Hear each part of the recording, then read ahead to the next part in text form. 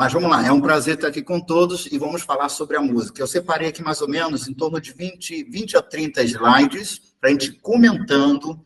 Por que o slide? Porque ele sistematiza o pensamento, deixa organizado, tá? E não deixa eu perder coisas importantes. Por isso eu preparei esse slide para vocês, tá bom? Então a Lilian vai passando de lá e a gente vai comentando, tá? No final, se você tem alguma pergunta, anota para no final a gente comentar, tá bom?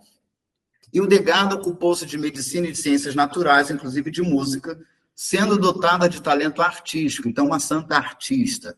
Compôs hinos, antífonas, cânticos que foram reunidos sob o título de Sinfonia Harmoniae Celestium Revelationum, ou seja, Sinfonia da Harmonia das Revelações Celestiais, que era executado jubilosamente nos seus mosteiros, difundindo uma atmosfera de serenidade, e que chegaram até nós. Para ela, toda a criação é uma sinfonia do Espírito Santo, que é alegria e júbilo em si mesmo. Essas são as palavras de Bento XVI, um grande devoto de Degas, né? E que trouxe o Degas, tirou o Degas da gaveta, vamos dizer assim, entre aspas. E o Degas, uma grande santa, imponente na Alemanha da sua época, na Alemanha do século, na transição de séculos, né? De 11 para o 12, uma das mulheres mais poderosas da história, depois da Virgem Maria, claro, que é a mãe, né, do Salvador, mas em matéria de produção cultural, de espiritualidade, de profecia, chamada profetisa do Reno, o rio que passa pela Alemanha, mas quem era para a gente aqui do século XX, século XXI? Né? Ficou obsoleto. Então, Bento XVI fez o favor, e a gente deve a ele não só a canonização dela, foi canonizada antes, mas ele dá como que uma confirmação da sua canonização, dá ela o doutorado, então, a quarta doutora da igreja. A igreja tem mais de 30 santos doutores, homens e mulher, 4 somente. Então, ela, o doutorado, e trouxe a ela a atualidade, uma santa que realmente é uma mulher a ser descoberta e que a história engavetou. Então, vamos fazer o favor de desengavetar essa mulher e botar nas nossas estantes, porque é uma mulher para ser conhecida. É reconfortante saber que uma monja beneditina do século XII ocupa brilhante e merecidamente um lugar de destaque no mundo, que é predominantemente masculino. O mundo dos compositores musicais. A afirmação acima deve-se ao fato de que, ao lermos sobre a história da música, observamos que existem diversas citações relacionadas às intérpretes, e que quase nenhuma referência quanto às compositoras. Percebe-se uma espécie de vazio feminino em um ponto de vasto universo divino de sua padroeira, que é Santa Cecília. Quem é a padroeira da música para nós? Santa Cecília, com todo louvor, né? E com merecimento. Só que a gente não tem nada de material de Cecília. De Degas, sim, nós temos partituras que, inclusive, vamos ver que são quase impossíveis de serem interpretadas, e a gente vai ver o porquê. De paupercula feminae, ou seja, de pobre forma feminina, a doutora da igreja. E o Degas van Bingen, de 1098 a 1179, nasceu em Bermersheim, na região da Renânia-Palatinado, Alemanha, e descendia de uma linhagem nobre, filha de ricos proprietários de terras. Mas, apesar da sua origem nobre e de ter alcançado grande fama em seu tempo, ela se designava como uma pobre forma de mulher. Ela escreve isso, né? Ela sempre, quando se menciona, é com uma humildade, com um realismo incrível. Ela dizia que a voz que disse com ela chamava ela de pó do pó e cinza da cinza. Ou seja, é forma bem diminuta mesmo. Mas não é baixa estima, não. Tá? Não é alguém se diminuindo. É o realismo, é a verdade que ela é. Mas isso não a diminui, pelo contrário, a eleva. Porque esse pó do pó foi olhado por Deus. Então, tem uma outra dimensão, né? É uma fórmula que é, antes de mais nada, um sinal de humildade habilmente empregada por quem sabia que seu gênero não dava grande apoio à sua vocação de pregadora. A primeira mulher na igreja com autorização a pregar. Então, foi a primeira mulher que abre a boca na história da igreja para pregar, para clero, para religiosos. Então, realmente, e o Degas é um antes e depois na história da igreja. E eu estou falando Idade Média, tá, gente? Estou falando agora, não. Essa potência toda de mulher, na Idade Média, dá a ela realmente um destaque. Vamos lá. Após essa breve apresentação, perguntamos qual a relação de Bento XVI e o Degas von Bingen. Ambos são alemães, é óbvio. Mas podemos aprofundar nossa análise e verificar outra particularidade interessante que os relaciona. O Papa Emérito parece ter uma predileção pela santa. Em 2010, ele dedicou não apenas 2 audiências gerais para o Degas, né? Então, realmente, ele tem um carinho por ela. 2 vezes em público, dedicar uma audiência inteira sobre a santa, realmente, ela ocupa um lugar especial na estante dele. Sabemos também que um processo visando a canonização de alguém pode arrastar durante vários anos. No caso de Degas, não foi diferente. Contudo, é interessante ressaltar que no pontificado de Bento XVI, esse processo foi acelerado. Embora seu nome, faltou um S aí, já constasse no Martyrologium Romanum, a Sibila do Reino, como ela foi chamada, ou profetisa, foi canonizada e recebeu o título de doutora da Igreja no intervalo de apenas poucos meses. Salientamos, ainda que em um seleto grupo de 35 doutores, somente 4 são mulheres. Esse título honorífico não é injustificado. Palavras do próprio Bento XVI, o pontífice. Próximo, o ensinamento da Santa Monja Beneditina coloca-se, são palavras de Bento XVI, tá? Abre parênteses. Coloca-se como uma guia para o homo viator, em latim significa o homem andante, via andante, o homem a caminho, né? A sua mensagem é extraordinariamente atual no mundo contemporâneo, de modo especial sensível ao conjunto dos valores propostos e vividos por ela. Pensamos, por exemplo, na capacidade carismática e especulativa de Degas, que se apresenta como um incentivo vivaz à pesquisa teológica.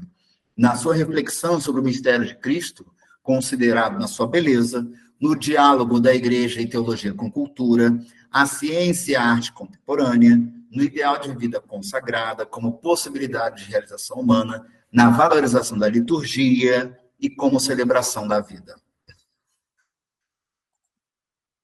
Na ideia de reforma da igreja, não como uma estéril mudança das estruturas, né, da igreja, mas como uma conversão do coração, na sua sensibilidade pela natureza, cujas leis devem ser tuteladas e não violadas. Bom, olha o patrimônio de Degas, ela fez tudo isso. E o que isso tem a ver com a música? Tudo. A obra musical de Degas está intimamente relacionada com seus escritos. Sua música só pode ser completamente entendida à luz da sua obra. Para ela, a música é um meio de evangelização e de comunicação da obra de Deus. Então, isso aí são palavras de Bento XVI na Carta Apostólica, dia 7 de outubro de 2012, onde Hildegard von Bingen, a gente vai abreviá-la como HVB, tá? Proclamada doutora da Igreja. Vamos agora entrar na música de Hildegard, tá? Características gerais das composições de Hildegard.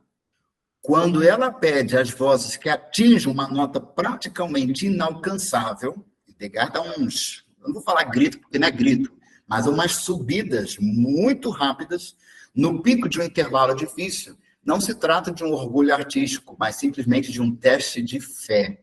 Muitas vezes, quando pensamos em música, lembramos de partituras ou teorias musicais complexas e imaginamos que todas as grandes criações foram resultado de intermináveis horas de afinco e estudo. Eu disse isso, foi uma das integrantes do grupo Anonymous 4, que é uma que das interpreta, né, que interpreta aí a Ordo Virtutum. Então, Hildegard pedia às suas filhas espirituais, numa música, que chegasse a notas altíssimas, porque, segundo ela, a música está associada à fé. Então, a fé vai exigir da gente esses saltos, segundo ela, né? Entretanto, é interessante ressaltar que Hildegard não recebeu educação musical, tá? Você vai falar assim, certamente teve um grande doutor por trás dela. Não.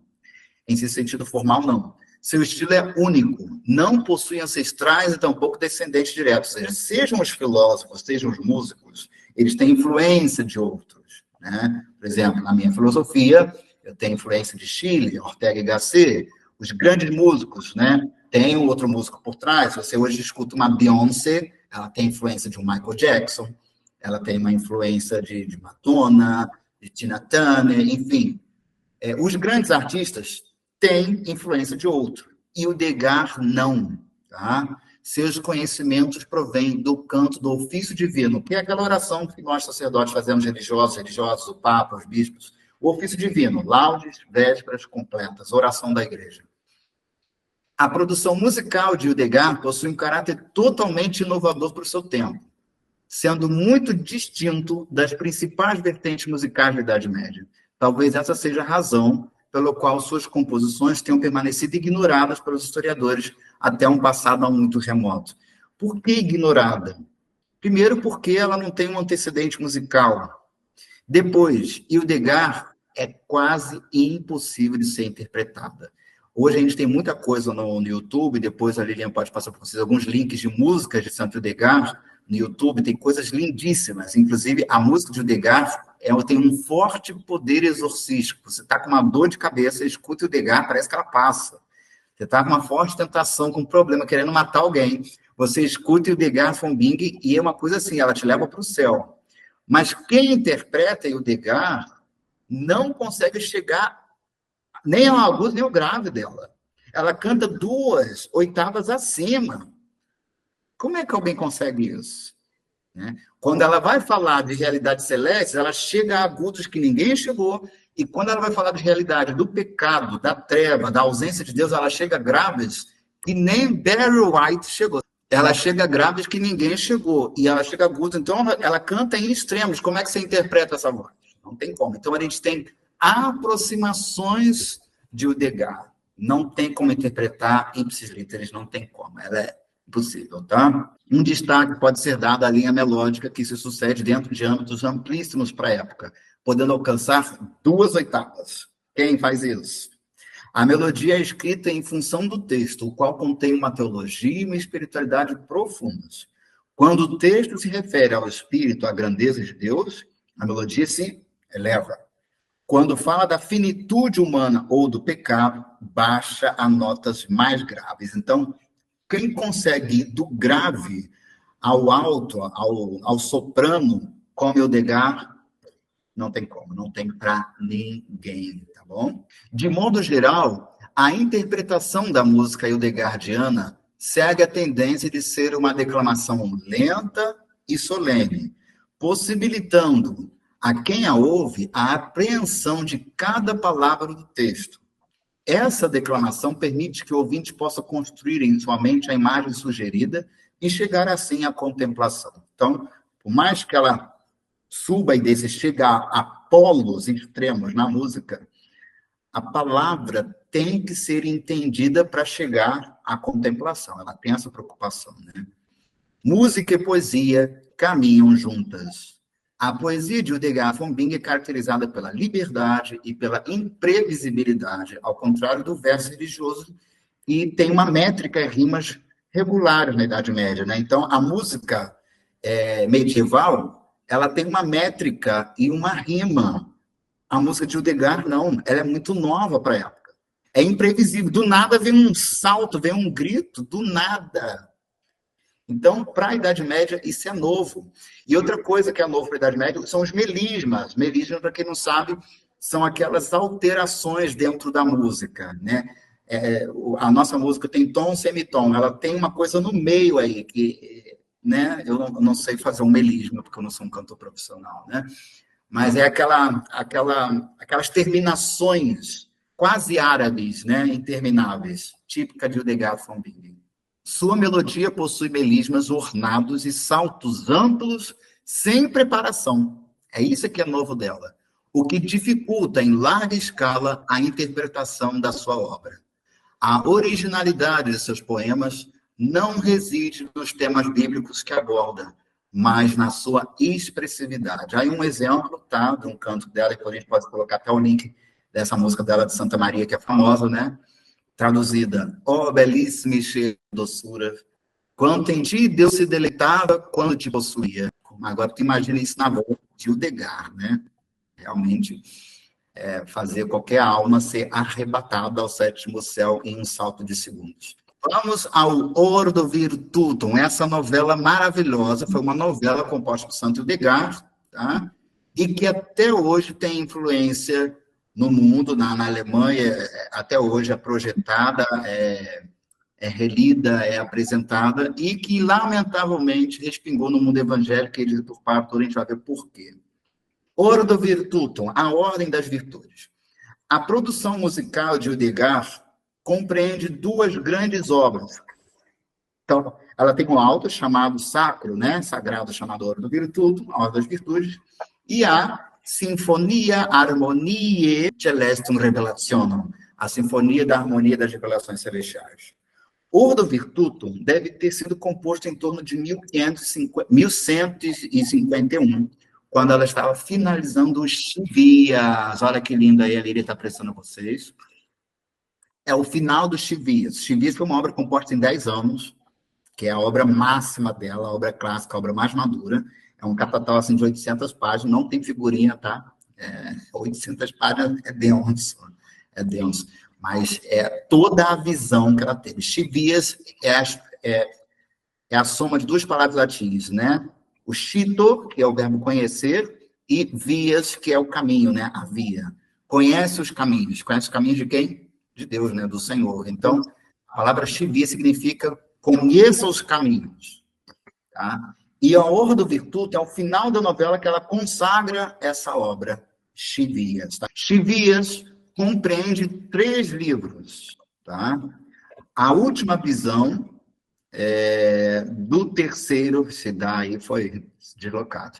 Do terceiro livro termina em uma espécie de peça de teatro personificadas e sofrem ataques dos demônios, o que mais tarde Hildegard vai retomar numa obra musical denominada Ordo Virtutum. Quem escreveu isso foi Regine Pernod, que é a francesa especializada em Idade Média. Ela que, inclusive, tem uma obra de biografia da Hildegard. Tudo que a gente sabe de Hildegard, muito de Regine Pernod, que, inclusive, foi reescrita agora, ou republicada pela minha Biblioteca Católica, que está muito bonita a edição deles, tá? Em linhas gerais, trata-se de uma dramatização no qual várias virtudes concorrem para o resgate da alma que caiu nas artimanhas do demônio. No final, a alma é redimida e levada para o céu. Aí mais um erro. Enquanto as virtudes acorrentam o demônio. De acordo com as instruções da compositora, que é Hildegard, as personagens deviam usar figurinos compatíveis com o seu caráter. Deixa eu explicar o que é o Ordo Virtutum. Aí, isso é uma cena do filme, né? Hildegard von Bingen, que já... E essa lá de trás, perto dos candelabros, é a própria Hildegard, né? E ela faz a virtude da humildade, por isso ela está mais bem ornada, porque, segundo Hildegard, a humildade é a rainha das virtudes. Essa aí no meio é a pupila dela, né? A filha predileta, digamos assim, de Hildegard, que faz a alma. Então, a alma está nesse mundo penando, lutando contra o mal, tentando alcançar o céu, e ela é seduzida pelo demônio. Então, as virtudes, que vão ser as filhas espirituais dela, cada uma vai ter um timbre, cada um vai ter um tom, cada um vai ter uma veste, vão cantar para a alma, e a alma vai ficar seduzida pela beleza das virtudes. Vai cantar a humildade, vai cantar a fortaleza, vai cantar a prudência. Tá? Então, essas almas cantando enamoram a alma, porque é a beleza que atrai a gente, né? E o pecado, que é feio, de Satanás. Então, Satanás não é capaz de cantar, Satanás grita com a alma, né? Então, no final da novela, as virtudes acorrentam o inimigo com uma corda, ele é aprisionado e a alma é levada pelas virtudes ao céu. Essa novela, muito linda, foi composta no século XII, e até hoje você pode ver na Alemanha ou no YouTube, tem muitas apresentações. Só você botar Ordo Virtutum e você vê várias apresentações, várias interpretações de muitos cantores famosos. Agora, o que aconteceu? O mundo protestante capturou a novela de Hildegard. E agora você vai ver em muitos cultos protestantes, eles colocam uma alma no meio, que a alma canta, inclusive, né? E aí canta Jesus, aí vem um cara realmente muito bonitão, com barbão, cantando para voz, uma voz bem sedutora, e o inimigo da salvação, o demônio, também aparece cantando. Aí a alma fica indecisa, quem canta mais bonito, e ela vai com Jesus no final da apresentação. Esse teatro evangélico, que hoje faz muito sucesso no mundo protestante, né? As pessoas choram quando vê Jesus cantando para a alma, e depois o inimigo cantando para a alma, é uma captura, né, da novela de Santa Hildegard. Ficou feio. Porque para Saint Hildegard, o demônio não é capaz do canto. O demônio perdeu a beleza na sua queda. E a gente vai ver que o bonito, o argumento de Hildegard, nada que é bonito pode vir de Satanás. Satanás é só o feio. E a gente vai chegar como conclusão desse trabalho aqui hoje, por que que hoje a cultura está demonizada? Porque o que é a música hoje? Tem beleza? Tem beleza, nada com preconceito, tá? Mas tem beleza ouvir um funk hoje? Tem alguma coisa bonita nisso? Tem coisa bonita hoje você ouvir cantores brasileiros hoje que é só ruído, é só punch, não tem melodia, não tem harmonia, não tem letra, não fala de beleza, é pornografia de cima a baixo, é só genitalidade, né? E para Santo Hildegard, hoje a música que a gente tem nem é considerada música. Para ser música tem que ter melodia, harmonia, letra, sonoridade, beleza. Então, realmente, é o demônio hoje que está cantando, gente. Realmente é o demônio. E, em contrapartida, ouvir uma bela música hoje é o grande papel da arte sacra, dizer Bento XVI, né? Bento XVI foi o grande apostador na beleza. Ele tem um documento de 2016 chamado A Via da Beleza, que fala que o cristianismo hoje não tem outra ferramenta mais eficaz do que apostar na beleza. Ele dizia, porque a beleza está dentro de todo homem, seja o indígena, seja o doutor, todos são fascinados pela beleza. A letra não, né? Por exemplo, hoje, falar de homilia, aula, teoria, argumento, não chega ao coração de todos abertos à verdade, mas segundo Bento XVI, todos são abertos à beleza.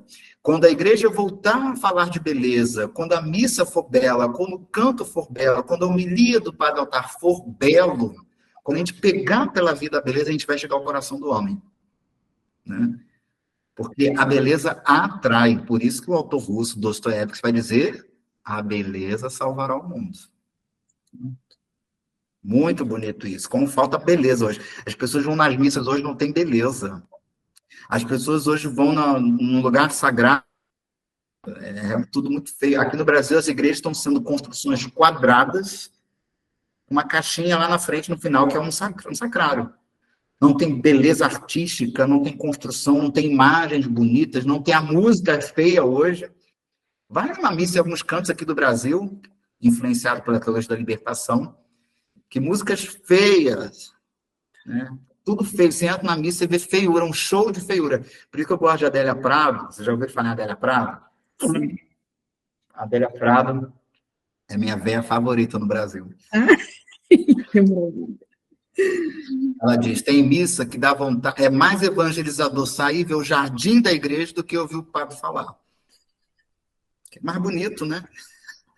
A flor fala mais de Deus do que a liturgia, né? Realmente. Vamos voltar para a música aqui, senão eu fico no desabafo. Aí eu vou falando até. Vamos lá. Obrigada, Padre, porque às vezes a gente ouvir de um sacerdote esse desabafo acalenta o coração, porque às vezes acontece de cair de repente numa missa que não é aquela que favorece, e a gente sai com aquele espírito contrito, você não sabe se vai, se volta, já marca aquela igreja não volta mais, já começa a fazer essas coisas, enfim. Realmente. Uma vez uma evangélica foi à missa, minha que eu celebrava em outra paróquia que eu estava, e depois ela mandou um torpedo, uma mensagem, na época era até torpedo, tem tempo isso, ela disse assim, muito bonita a sua igreja, me apresenta a beleza da sua igreja. Pronto, hoje ela é católica, que maravilha, né? Seja Deus. A beleza converte mais do que qualquer argumento. Bom, vamos lá. Musicalmente, essa obra, a Ordo Virtutum, emprega uma larga tessitura vocal e contém diversas passagens melismáticas, ou seja, um melisma, né? Há duas características muito interessantes. O demônio não canta devido à sua carência de harmonia. Então, quando ele cai do céu, ele não perdeu alguns carismas que ele tem. Inteligência, velocidade, ele pode aparecer em vários lugares, mas a harmonia ele perdeu. E restringe-se a citar as falas com rudeza e espalhafato. A alma, graças à sua instabilidade, apresenta uma textura instável. A variação de notas alcançadas por essa personagem caracterizam a distância entre os sentimentos nobres, notas agudas, e a aflição e o desespero, notas graves. Então, o demônio ele não canta, ele só grita com a alma, né? E grita, ele vai que os prazeres são maravilhosos, que ela está perdendo se ela deixar ele, e que ela é burra se ela optar pela virtude, que a virtude é difícil, que ela vai se lascar toda. E como é que as virtudes cativam a alma? Pela beleza, né? Canto, a beleza, né? Inclusive o Degas foi muito criticada porque elas tiram o hábito religioso beneditino e se paramentam, se ornam com muita beleza, né? Com ornamentos penduricários. Então, para a época, Idade Média, gente, uma freira tirando o hábito, botar roupa de, sei lá, de atriz foi muito criticada, mas ela arca com as consequências dessa escolha dela e diz: o nosso Deus é o Deus da beleza. Ela dizia, como esposas de Cristo, convém que vocês sejam belas. Bonito, né? Lindo. Vamos lá, próximo slide. Notas tristes na melodia da vida. No último ano da sua vida, Hildegard enfrentou um sério problema. Da mesma forma como a abadia de Disenbodenberg e a de Ruppertsberg tinha o privilégio de poder sepultar em seus cemitérios parentes, amigos ou benfeitores. Dessa forma, ali foi enterrado o homem que fora excomungado, e a gente não sabe de quê, causas desconhecidas. As autoridades religiosas insistiram em sua posição e ameaçaram o mosteiro com a interdição. Esta penalidade significava a suspensão das missas e de todo o ato litúrgico do mosteiro. Como a música estivera presente durante toda a vida da abadesa, ao centro da vida dela é a música. Por ela, elevou a voz pela última vez na famosa carta enviada aos prelados de Mainz devido a essa interdição. A referida carta inclui uma verdadeira interpretação teológica da música. Tudo que a gente sabe de teologia da música em Santo Degar, a gente pode chamar de uma teologia, está nessa carta aí, onde ela escreve para o bispo, né, por que interditaram o mosteiro dela, ou por que querer interditar, né, e por que não. Então, ela deixa uma teologia da música. Que profundidade é essa carta. Olha o que ela diz. Lembramos de que o homem precisa ouvir a voz do Espírito vivente, como ela chama o Espírito de Deus, né? Mas Adão perdeu essa voz divina pela desobediência. Enquanto ainda era inocente, antes do pecado, antes da transgressão, sua voz se misturava plenamente às vozes angelicais no louvor a Deus. Mas Adão perdeu a voz que tinha no paraíso. Ou seja, a voz de Adão era a voz mais bela que a dos próprios anjos. E ele perdeu isso. Que burro, né? Assim, os santos profetas, inspirados pelo Espírito que receberam, foram chamados para não só compor salmos e cânticos, mas também para construir vários tipos de instrumentos musicais, para que os cantos de louvor pudessem ter um ritmo melódico. Assim, tanto a forma e a qualidade dos instrumentos, quanto o significado das palavras que os acompanham, ensinam aos ouvintes as realidades interiores que são apresentadas pelas coisas exteriores. Ou seja, qual é o papel dos profetas e dos músicos na história da igreja, né? Desde a antigo povo de Deus, né? Ainda não igreja, ainda a antiga Carral e Yahvé, né?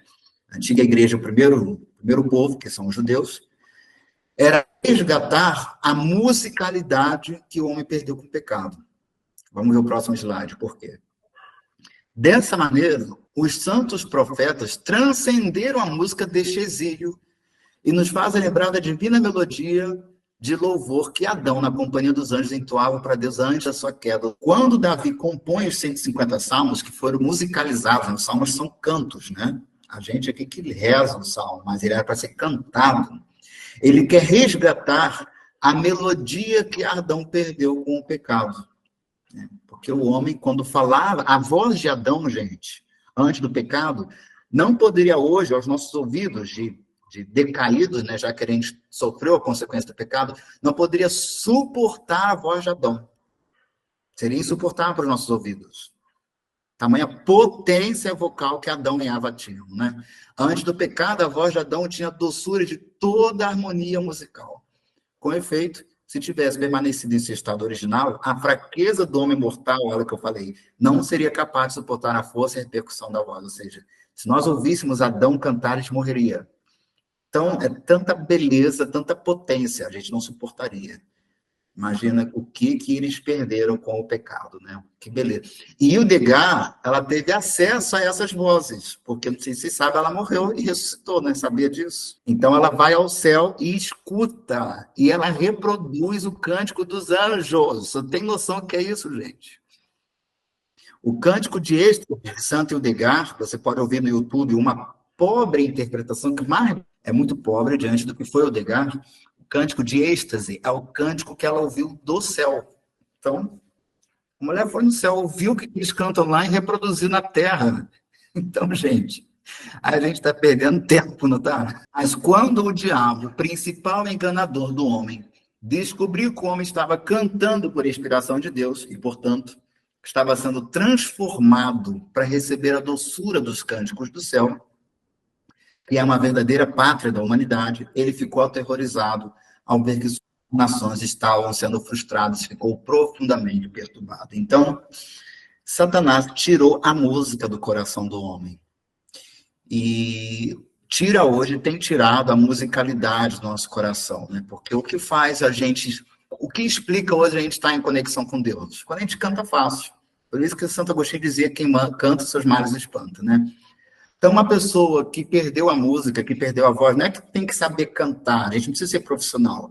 Quando a gente está feliz, gente, a gente cantarola no banheiro, no chuveiro, passando roupa, fazendo comida. Tudo que eu faço com música, eu não sei fazer nada sem música. Tá? Nada sem música. Eu vou estudar, eu preciso de uma música de fundo. Seja clássico, seja um canto gregoriano, para dormir, para rezar. Como é que eu tenho exorcizado as pessoas hoje aqui no meu confessionário, na direção espiritual? Quando ela chega, eu taco música e o Degas nela, ela entra nesse clima, aí eu faço a oração, né? Porque a música de Degas exorciza.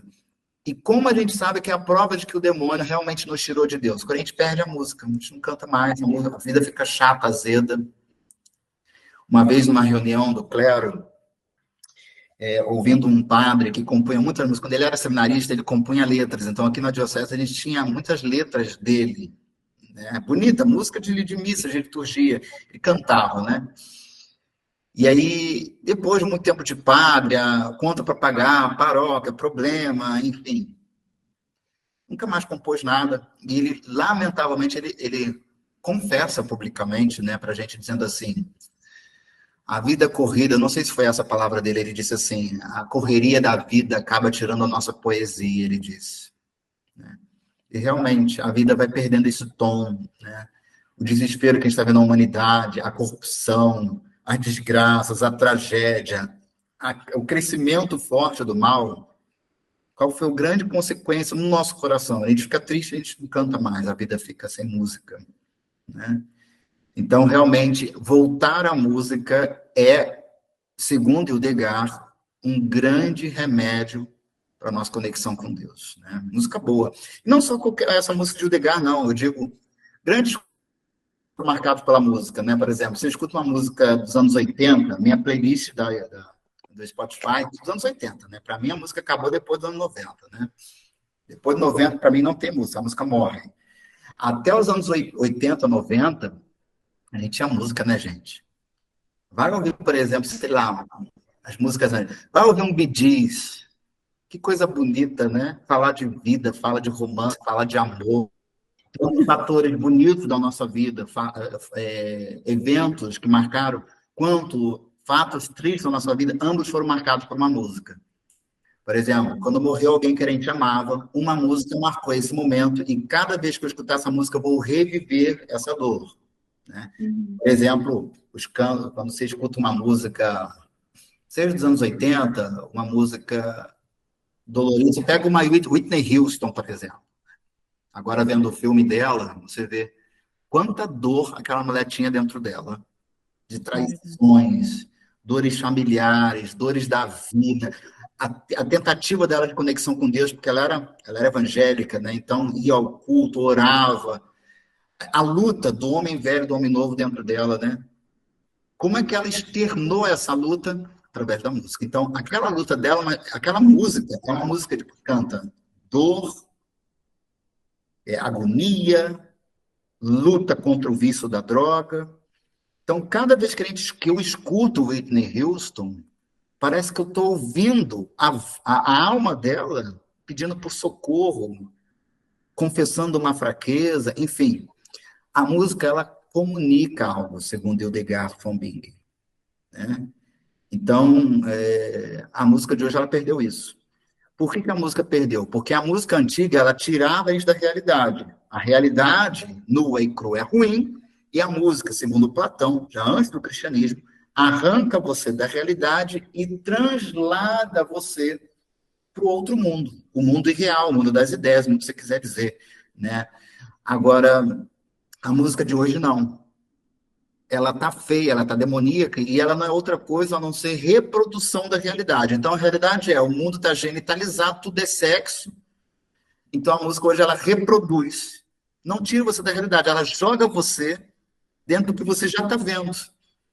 Por isso ela não consola, por isso ela não anima, por isso ela não é analgésica. A música, de verdade, você escuta o Hildegard, a música é analgesia. Ela anestesia você da dor da vida.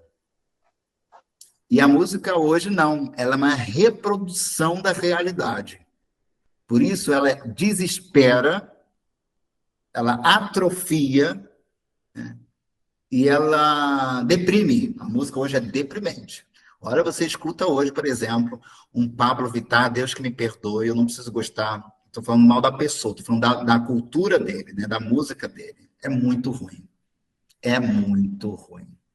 Tá? Escuta aí vários nomes, né, gente? Daí em diante passou a meditar e procurar toda sorte de artifícios iníquos, o Nebone, né? Quando ele descobre que o homem canta bonito e é capaz de Deus, no meio da música ele quer tirar essa voz do homem e consegue, né? Através de sugestões iníquas, pensamentos impuros, distrações várias, tenta erradicar essa música do coração do homem, usando para isso até mesmo a boca da igreja, através de dissensões, escândalos e opressão injusta. Deveis estar atentos para que em vossas decisões, essa é a carta de Hildegard, tá? Não sejais enganados por Satanás, que afasta o homem da harmonia celestial e dos deleites do paraíso. Então, quando o Senhor, Deus, suscita o rei Davi e profetas que vão cantar, a vocação deles é resgatar no homem aquela nostalgia do paraíso, o desejo do céu que a música produz. Então, olha que vocação, eu dizia isso no meu ministério de música aqui na missa, aí a gente fez uma reunião, um retiro, né? A vocação de vocês, eu dizia. Se a música de vocês é feia e desafinada, vocês não suscitam oração. E se a música de vocês é afinada, é ensaiada, vocês elevam as almas que acabaram de chegar na igreja. Imagina, as pessoas chegam na igreja perturbadas, com o celular tocando, as famílias vão entrando, brigando na porta da igreja, a mãe brigando com o filho, brigando com o marido. Eles entram com um estado infernal. Eles trazem o inferno do mundo. Quando entram na igreja, a primeira coisa que eu faço, quando começa a missa, fecha os teus olhinhos, para acalmar, né? Sossegar o facho, né? Fazer a pessoa dizer assim, agora tu cala a tua boca, que tu está entrando no ambiente sagrado. Saiu do profanos para o sagrado, do profano para o sagrado. Tem que fazer esse corte. Uhum. Aí o ministério canta.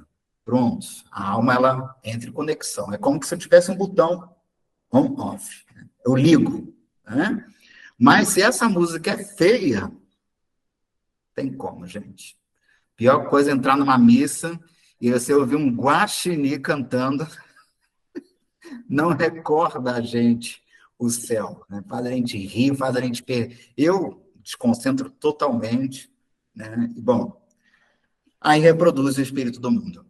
A aversão à música, característica do diabólico, do demoníaco. O demônio odeia a música. Por isso tem reproduzido aí tudo que é qualquer coisa menos música. Temos um popular muito interessante. Quem canta, seus males se espantam. Talvez a santa de Bingen concordasse plenamente, talvez não, com certeza.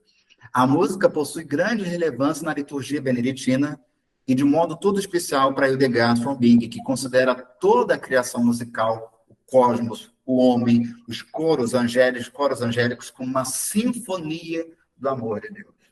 É a música, através do canto, que tem o poder de levar o homem a desejar o retorno à harmonia primeira com o seu Criador. Né? Que bonito, disse Hildegard. Por isso, Impedir a música é obra do diabo, e aqueles que não permitem esse louvor a Deus não terão parte com ele na vida futura. Recordamos o Odo Vituto. Não é à toa que nele o diabo é a única personagem que não canta. Ele pode apenas declamar, e surge acompanhado pela indicação Strepitus diaboli ad animam illa. Em latim, o diabo estrepitoso, né, dirige-se à alma. E isso se tornou nossa cultura hoje. A nossa cultura hoje é desespero, é grito, é barulho, é ruído. As festas no Rio de Janeiro são só ruído. Eu aqui vou em festas na paróquia, às vezes alguém me convida. Ah, festa de casamento, festa de 15 anos. Aí tu vai na festa da família, pensa que a família é católica, vai botar uma boa música. Chega na festa, é um desespero, vai me ativando a minha labirintite, eu fico desesperado, eu quero uma cadeira para sentar. Em 15 minutos eu vou embora. Quem é expulso da festa sou eu, né? Esse aí é o filme que você encontra no YouTube, tá? É Vision, o nome do filme. Vision significa visão, né? Devido à sua traição, o diabo perdeu a voz divina e não pode mais cantar. No filme Vision, Aus dem Leben der Hildegard von Bingen, em alemão, A Vida de Santo Hildegard von Bingen, dirigida por Margaret von Trotta, uma grande cineasta, temos uma ótima perspectiva do que poderiam ser as encenações desse drama na apresentação da sua compositora. Concluímos. Conseguiríamos imaginar a nossa vida sem música? Não sei vocês, eu não consigo ficar sem música, tá? Ela estava presente de alguma forma, a música está presente em tudo na nossa vida, né? Ao tentar construir a Torre de Babel, o ser humano teve como castigo o surgimento de uma grande variedade de idiomas que dificultam a nossa vida, né? De tal forma que ninguém se entendia, ninguém entende ninguém, tornando tudo muito difícil.